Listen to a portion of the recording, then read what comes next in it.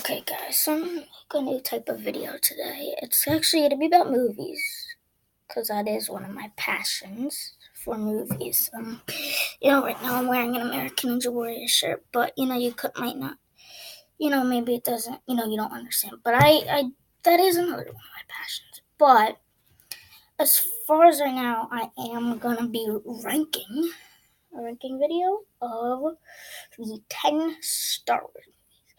I know that there's also a Clone Wars movie. I do love the Clone Wars, the TV show, but I found the movies not to be as interesting as the shows.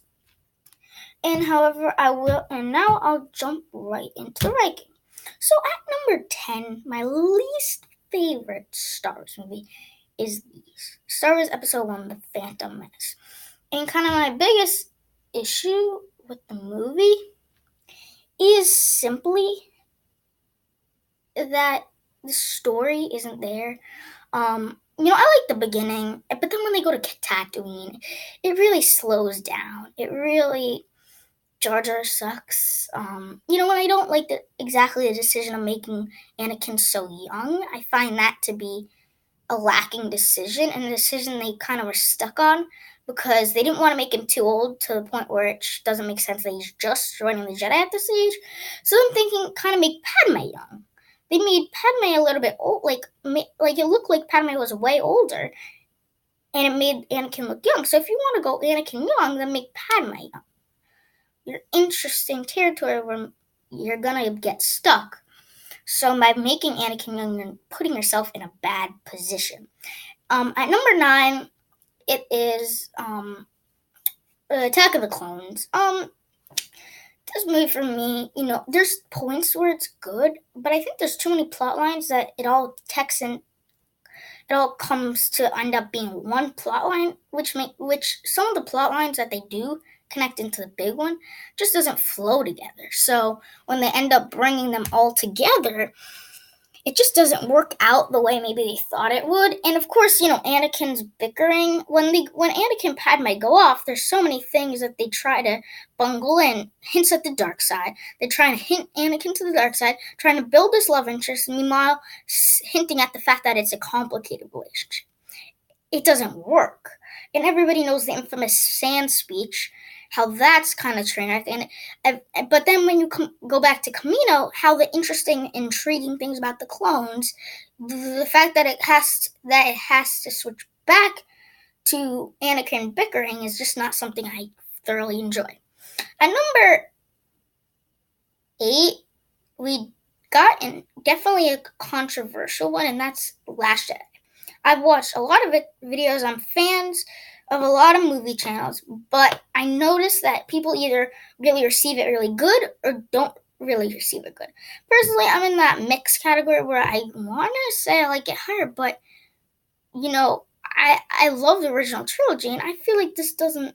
It kind of ruins some stuff about it, and ultimately the story kind of lacks, and that whole plotline on Canto Bight just doesn't work because we would have liked to seen a lot more of their training. And Luke is definitely handled as such a mixed Jedi in between the light and the dark, but when you see him at the Return of the Jedi, you don't see that.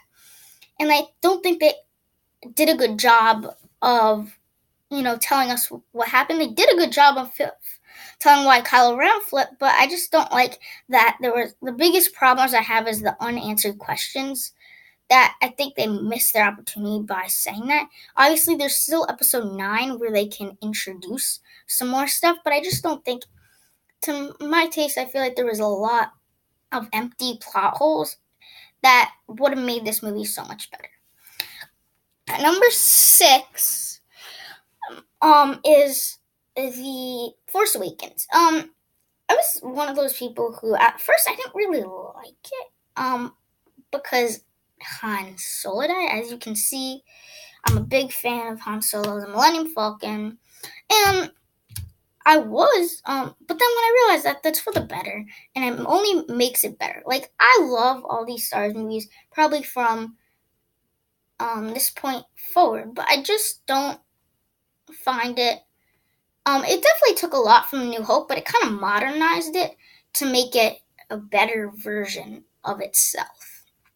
I love that there's so many things that you could love about it, but there's so many things that could change and almost a little bit takes away from the original trilogy, that you're coming back and basically reamping it, making it again, and all you're doing is changing rebellion to resistance for first order, which is definitely a ripoff of the Empire. It doesn't necessarily make it better, but it just gives you more good Star Wars. At number 5 is Rogue One. I like this movie because it doesn't take a lot to get the motion there, because it's an interesting place. It's basically going back to a time where everybody loved Star Wars, the original trilogy, that era. Right before the original trilogy took place, we're right there. So it's almost like a moderation of what would life be like in the original trilogy, but putting it into the modern world. So every time you see a space battle, every time you see stormtroopers, every time you see Darth Vader, every time you see the rebellion, every time you see Yavin 4, you get this instant in your brain that it's, a modern version of this stuff you love. That's why this is the most satisfying ending, with that big Darth Vader scene. And also the characters are so interesting that you don't, I guess one downside is that you don't really get to understand them. They're all unique and interesting, but we don't know really how unique. We don't really know what makes them unique. We can just tell they're unique. But I like that you're introduced to the group of characters and they die, but it actually makes you feel sad, even though you don't necessarily know a lot of the characters. What makes it sad is the fact that you were introduced, that they sacrifice themselves. They're not just dying. They're not just getting killed. They're sacrificing themselves for something greater than them. And I think that's what makes it important. That's the big difference between getting killed, dying, and sacrificing. All these rebels are sacrificing. The battle scarif, and I love the space battle because it's like a modern version of a type of space battle that with the vehicles, with the characters that are during the time of the original trilogy, just modernizing it. Okay, coming in 5th place is Solo: A Star Story. I'm a big sucker for Han Solo. I love him. He's my favorite Star Wars character. So when I heard they're making a Star Wars or spin-off movie starring him as the lead role, I was really excited. But I obviously knew it wasn't going to be Harrison Ford as the role, because they're making it in the time when he was growing up. But either way, I kind of liked that idea. I kind of liked having him in. I liked Han Solo, but I felt like this could either make Han Solo or ruin it, and I felt it kind of made it. I felt like a lot of people maybe didn't like it, but it didn't really matter. I felt every casting role was good. I felt like Alden Ehrenreich truly felt like a young Han. It didn't matter because it had the same tropes, it had the same gut, just a little bit younger, a little bit less knowledgeable. Same kind of way. And of course, I love how everything fell in place so perfectly and so right. It felt right that Han, met Chewie at the Empire. It shows all this life that, kind of can maybe be inferred, but you actually get to see it move on in the introduction of all these characters you love. It kind of allows you to get to know Han a little bit more. At number 4, okay, this is going to be really controversial, but I have to say The New Hope. I love this movie. I love it so much. But in the end of the day, I feel like it's not as good as I have no complaints about this movie. The beginning is a little slow with, not the beginning with the whole thing on the ship. I love the beginning. But then when C-3PO and R2-D2 crash on Tatooine, it definitely slows down. definitely. But then after it picks up, you know the rest. It's a fantastic movie, great characters, great camaraderie, and that's not much to say. It just goes to show how much I love these top three. And getting into that top three, we start with Return of the Jedi. Return of the Jedi, I know what you're thinking, because then you can infer what the top two is, and you might be like, what? But, I love this movie. The beginning, some people, crap on the beginning, because it's just a prequel um, to the true Return of the Jedi, but it's a necessary prequel. It's a necessary beginning, because people would crap on the what would have been the Return of the Jedi if if the mystery of Han Solo just coming. They had to introduce Han Solo no matter what. They were in a deep position, because if you just cut to the main plot, people would ask so many questions, shit on this movie for a different reason, the reason of being that why is Han back? So that's kind of why I definitely like this. And then as far as the plot, Endor's so cool. People don't like the Ewoks, but I found Ewoks fine. I love, the big emotion that comes with Darth Vader and Luke and the Emperor, and that whole scene in lightsabers. That's more like again, like so many people say, it's more than the lightsaber. Okay, number two. I know this is controversial, but Revenge of the Sith. This was the prequel done right. This is what was necessary. This was the only prequel that truly felt necessary and done right. This is the prequel of all prequels. The emotion is there. The depth is there.